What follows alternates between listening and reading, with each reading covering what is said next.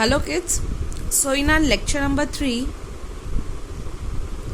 we will be studying about more two topics that are indicators and pH scale. ठीक है, these two topics we are going to study in today's lecture. First of all, indicators. As the name itself says, they indicates something. They indicates what? The nature of solution. Nature means what? Whether the solution is acidic, basic or neutral. So what are indicators? Indicators, they indicates the nature of particular solution, that is whether the solution is acidic, basic or neutral. ठीक है, अब क्या होगा कि these indicators they also represent the change in nature of solution from acidic to base या फिर base to acidic. ये हमें ये भी बताते हैं कि whether the solution is changing from acid to base or base to acid. ठीक है, we have two types of indicators basically. First, in which the color is changed. ठीक है, indicators showing different colors in acid and basic medium. And second, in which the order या फिर you can say the smell is changed. If the order is changed, those type of indicators are known as olfactory indicators.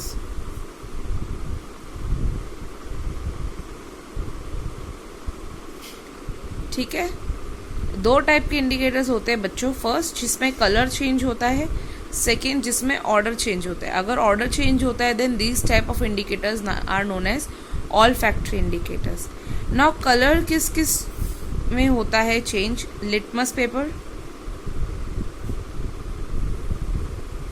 ठीक है, phenolphthalein solution,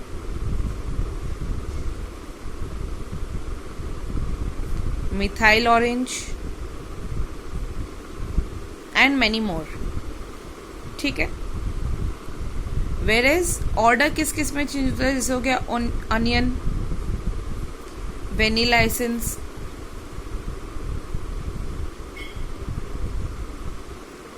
इसमें order change होता है. ठीक है, now क्या चेंजेस होते हैं वी विल स्टडी नाउ. दो टाइप के लिटमस पेपर होते हैं, we know that thing.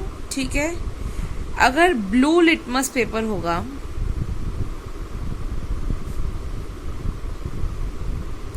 Blue litmus paper में क्या होगा? Acid,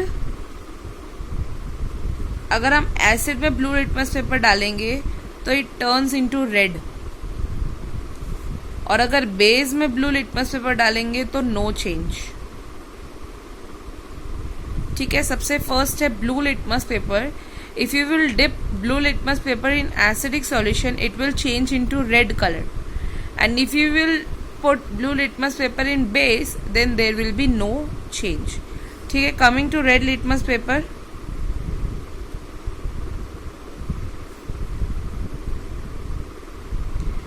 If you will put red litmus paper in acid there will be no change,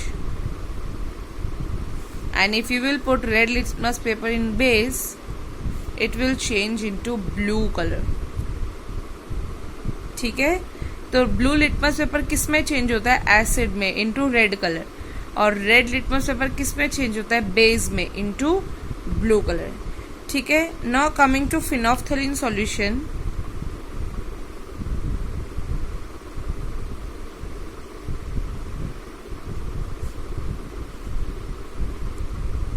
फिनोल्फ्थलीन solution in acid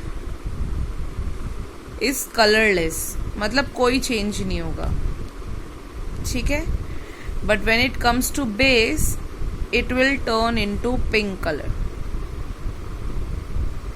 फिनोल्फ्थलीन solution when added to acid colorless it will be, and if it is added to base then it will change into pink color. ठीक है, now methyl orange,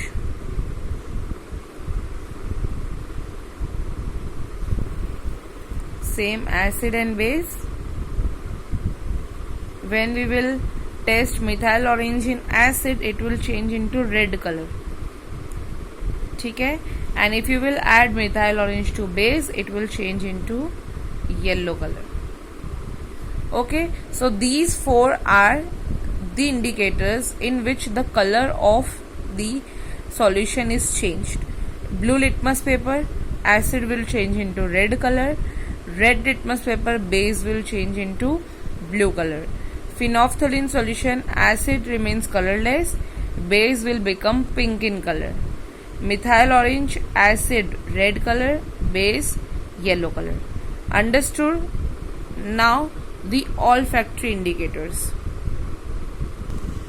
Okay, now olfactory indicators, इनका simple एक definition है कि they change the smell when they are added to acidic or basic medium.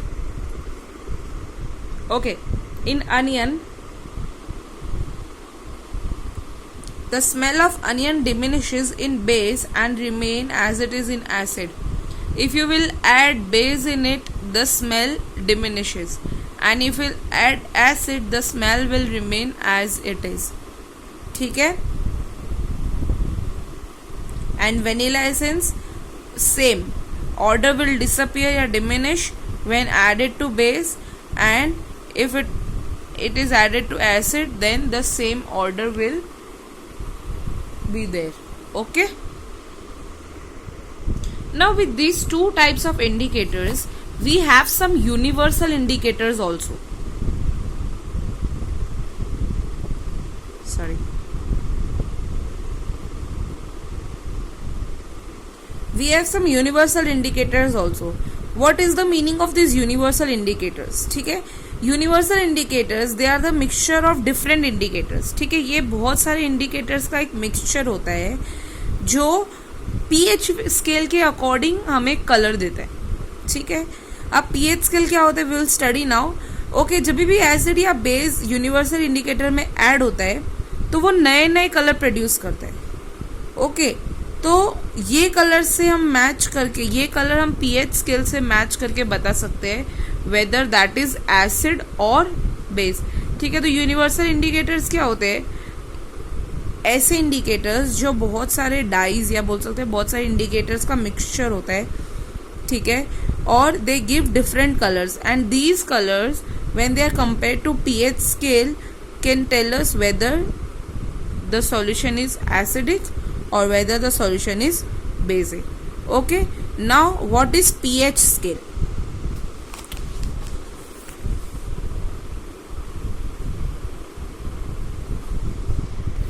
Okay, in pH scale, P is always written in small and H is always written in capital.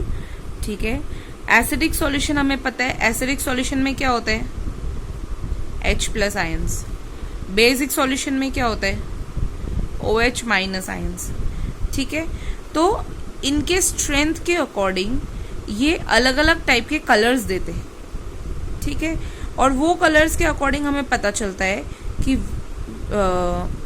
Weather the acid is strong और weak, whether the base is strong और weak, मतलब हमें उसका nature पता चलता है. ठीक है, अब pH स्केल में हमारे पास काउंटिंग होती है 1 से लेके 14 तक.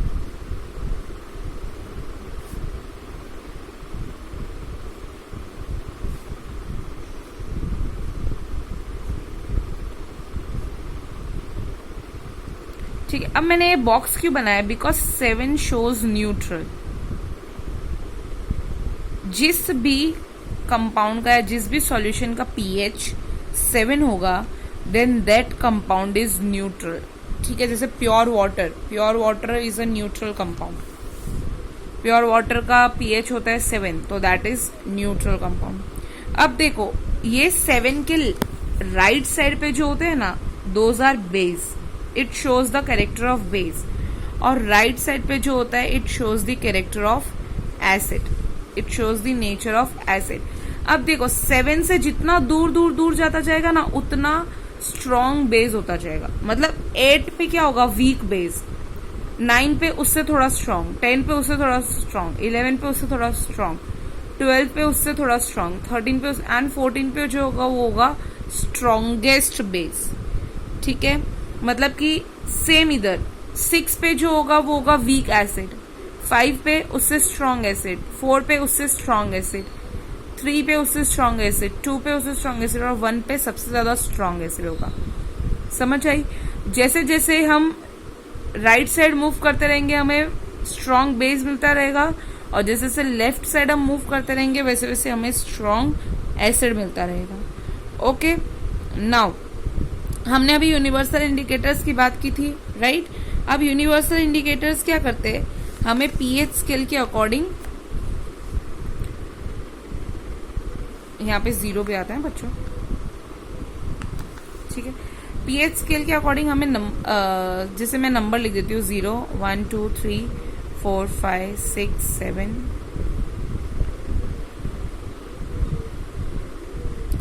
ओके।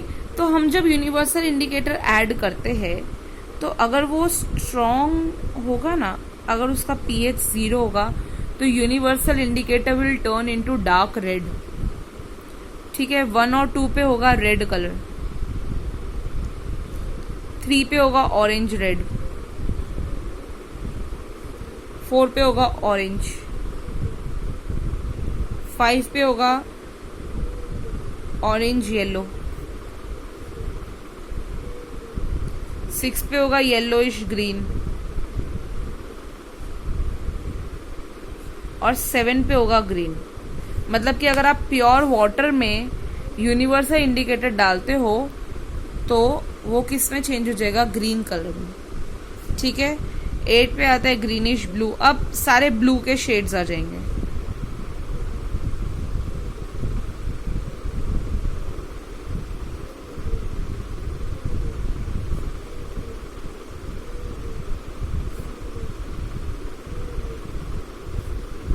Dark purple,